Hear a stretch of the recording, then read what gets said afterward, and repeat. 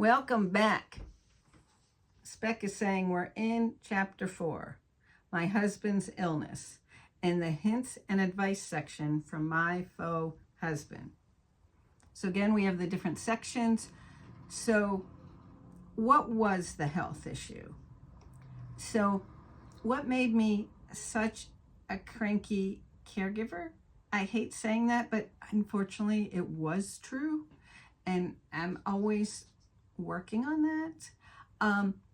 Was there 2 stories going on in the previous installment. The rest was cancer. So, and then 5 years later, a tumor was discovered in his spinal canal. At first, we thought that his prostate cancer had returned and that it metastasized. Oh, I got that one. The medical words don't always come naturally to me. And we wouldn't know if this tumor was actually attached to his cord until the surgeon got in there. And that would be a whole different surgery if it actually was attached. Luckily, when they got in there, jumping ahead, of course, it just popped right out. We were so fortunate. So let's start with the big C. This is my bone to pick. Urologists will say, just remove the prostate, without telling men that they could be using sanitary pads for urinary incontinence for the rest of their lives. At that time, with the health insurance we had, it was very hard to get an appointment, even just like for the first consult, even harder to get a second opinion. You have to fight. Just when you feel like you've already been knocked down by having a health issue come up.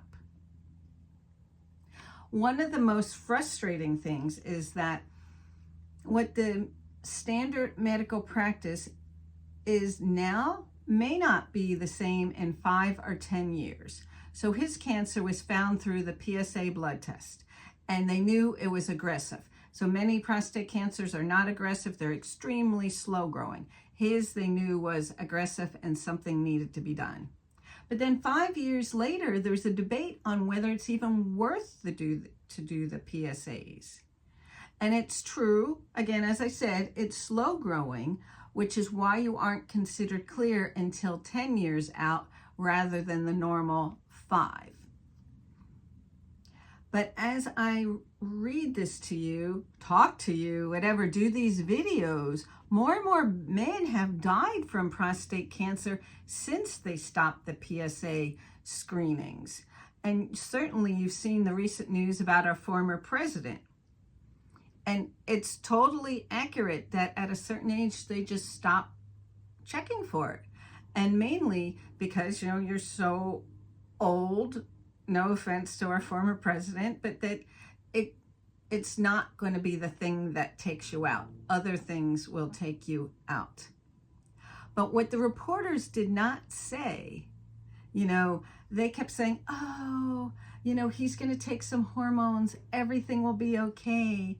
But, they didn't tell you those hormones are basically chemical castration, and it doesn't make the guy feel okay. There are psychological issues to taking hormones no matter what age you are.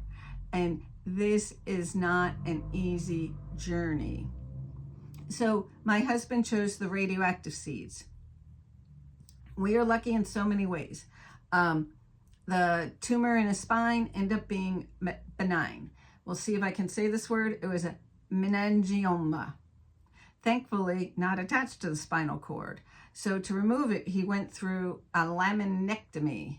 It means the surgeon had to remove part of his cervical vertebrae. So there's like a little dent back there. But hey, he survived and he's thriving. Well, there's another health issue, but I don't know whether where that's coming up in the story. And not in this section of videos, not in the first book, maybe the second book. Here we are now in the advice section. So I'm probably going to say this way too much throughout this book. A lot of the things that happened to us, we are so thankful that we had some resources to pay for alternative care or put some money out until we'd be reimbursed. So many people do not have this option, and they suffer for it. That is the easiest way of saying. So during the cancer, my hubby was able to do acupuncture along with Chinese herbs. This is not to discount Western medicine at all, but we just did it, or he did it, to mitigate the side effects of treatment. And urologists do not talk enough about ED. No, not the emergency department. Erectile dysfunction. When he told his urologist he was getting acupuncture treatment, the doctor flippantly stated, "Oh, so do they stick needles in your penis?" All practitioners are not this dense. But seriously, there's not enough talk about the prostate issues possibly leading to the end of intercourse.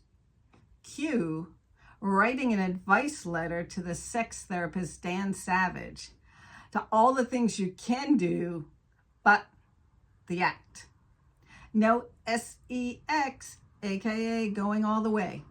But a fun fact, after prostate treatment, there's no, hey, as a little boy dog, he's getting excited about it or he's getting nervous about it. There's no ejaculate. Just like him, he's neutered. He can't do anything. And no, they do not neuter you in prostate surgery. We got off track there. So there's no ejaculate. The spunk is gone. What happens is a dry orgasm. Your male partner can't even be a porn star anymore because they can't deliver on that shot.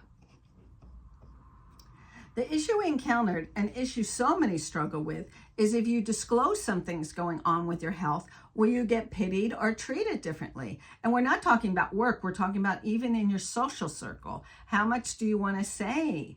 And people care, but how are they going to react?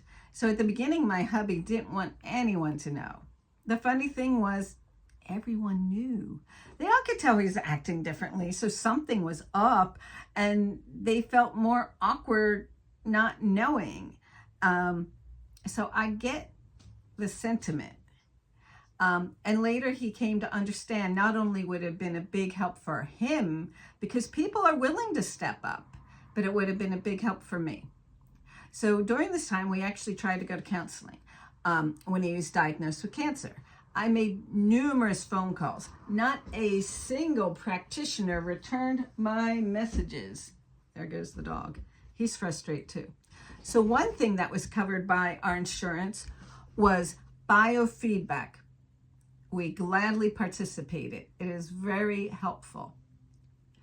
Another thing to keep our sanity, play tennis. My sweet partner had played since he was in high school. You know, he couldn't move like he used to, so he took me to the local court, someone with no athletic ability and no coordination skills, and he began to teach me.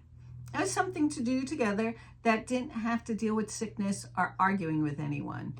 And when you're going through something like that, make sure, whether it's together or with your friends, you do get away from talking about sickness and living in sickness all the time.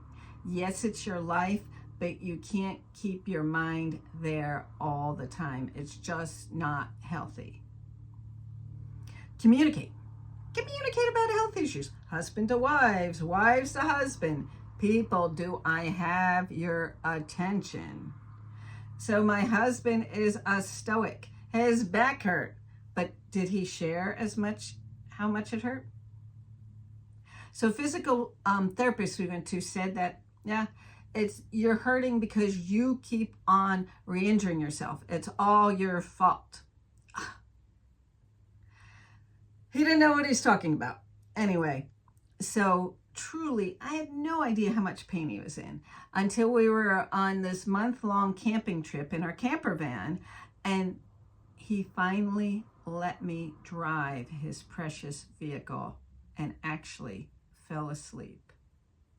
I knew we were in deep shit then, but we were days away from home. Holy crap, what were we to do? So finally we got back to Oregon. It was time for me to go to the writing retreat. Yes, they held my spot for a year. I taught as a disaster for many reasons. That's in another chapter. But now I get to go to writing in the woods. So I was away for 3 weeks, and he was going to massage therapist for the pain.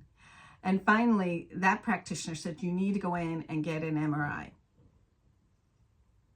So he was in there, and I didn't know all this, but like the last day at the retreat, he went in, got a scan. The practitioner called immediately and said, you need to go see a neurosurgeon. I got home on a Saturday. That Monday, we met the new doc. He quickly told us, I'm clearing my schedule. Surgery is in 3 days. Scared the shit out of us. We weren't ready for that. And as serious as most things are, unless like your heart truly is stopping, if it makes you more comfortable, take the time to do the research. That is exactly what we did. We wanted a second opinion. And we didn't know whether to trust someone who didn't do this kind of surgery that often. And no offense, doctors are great. You know, they have many talents, but you also need to be comfortable and trust who you're going to. You know, we weren't in the big city anymore. We weren't sure about more local doctors. So we decided that we're going to go to a big clinic. But what we didn't realize at the time is that the clinics treat you and then send you home. So if there's any issues after, they don't want to hear about it. So we went out of state. We came back. My husband's stitches fell out, which caused an infection, which led him to needing a second surgery here in Portland. We end up going to the surgeon, the one who made the bad joke, and I was kind of rude to because of it. He did an excellent repair job. He treated my sweetie so kindly. Me, not so much, but fair play. You know, I cannot hold that against him. So we're back to pre-surgery. And you know, whether it's in my mind's own cognitive issues or just not having an attention span from pinballing from one crisis to another, you'll find my writing kind of follows that pattern too. But hang in there. I'm going to do my best to root you in past or present. So the initial intake at this nationally known clinic was tough. They redid every single test he had already gone through. To me, it seemed like they were torturing him because it was hard for him to get another MRI. He couldn't hold still. He couldn't lay flat. So he was in pain. And I had to wheel him around in this rough little wheelchair where, you know, rightfully so, he criticized me for every little bump. Some I couldn't avoid, and like, he's in pain. What was I going to say? It's true. I was trying to be careful. So we finally get to meet this top-rated surgeon that does this surgery in her sleep, basically. She didn't believe in questions. Still, we asked a ton. We wanted clarity. The only bit of humor was that, you know, we were stupid enough to ask questions. And, you know, top docs, they have a whole team behind them, whether they're trainees, assistants, and, you know, it's a teaching hospital. So, yay, we want everyone to learn. So when we asked questions, all the people were smirking behind her back as she bristled at her questions. So it was a little humor for all of us. And you always have to look for that little bit of humor. So some docs are angry when you don't follow their advice to a T. So my husband didn't want his spine fused, which is what the doc suggested. And she was clearly irritated by his decision. Refusing the fusion has proven to be the correct decision for him. You know, after years of recovery, he's enjoying himself back on the tennis court. If his cervical spine was fused, he wouldn't be playing with abandon. And you're not statistics.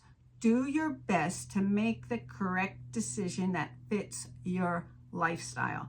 That's where research comes in. That's where trusting your doctor comes in. That's where asking a ton of questions come in. You know, Things easily could have gone the other way, but he trusted his instincts. He went for what he thought would be, would honor his lifestyle. There we go. That's how I want to say it. So one thing that I noticed, and it isn't unique to the big clinic, medical professionals will explain important information to the patient who's heavily drugged, the patient who's just come out of surgery, whether anyone is present in the room or not. And no written summary is left for the spouse or other caretakers who need to know these updates. So in our case, I'd been called down to speak with a surgeon in person who delivered almost no information, while her whole team had spent a long time updating my husband in his room, many floors above me. So when I got there, most of the information he could not recall. Frustrating, to say the least. So we need a revolution in healthcare, and this topic is covered in a future chapter. So I'm going to pause here. Remember, like, subscribe, and share. Remember to add your thoughts and suggestions in the comments. A question to put out there is, what do you think you've learned so far from this chapter? What are the things that stand out? How might you have handled things differently? I'm always looking for better solutions. I know I have many faults and haven't always handled things well. So please, as much as I'm trying to educate you, educate me. Thanks, and I'm going to see you next time, and it'll be part 2 of this last section on advice. See you next time.